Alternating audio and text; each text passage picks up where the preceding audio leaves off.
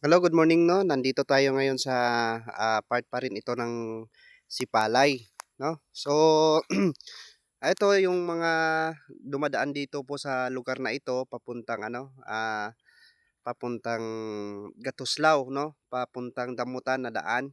Ito po yung daan ngayon dito sa lugar na ito. Ayan,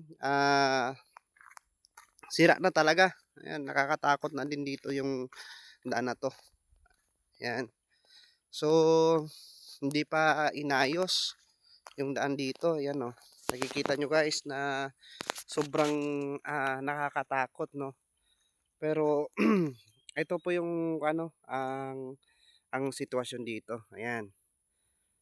Landslides po siya, ayan. Kasi malambot po ang lupa dito, ayan.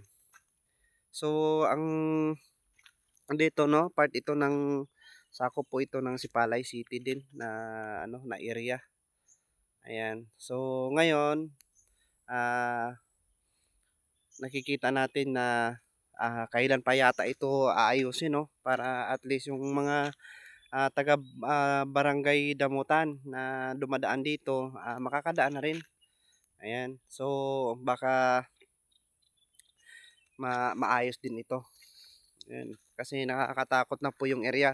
Konting ano na lang guys, oh, ayan, ito bangin ito at saka dito yung bangin din, maliit na lang yung natira, 'yan. Yung video na 'yan nakikita natin.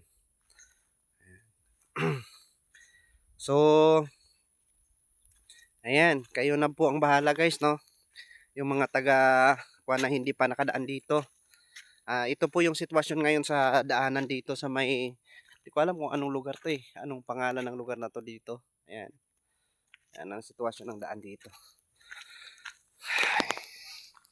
Grabe, nakakatakot guys, no? Yung sitwasyon na yan. Ayan, nasa abangin po tayo. Ayan, pagka nasa malayo ka guys, nakakatakot kasi parang wala ka ng madaanan, no? Ayan, yung sitwasyon na yan. So, yan.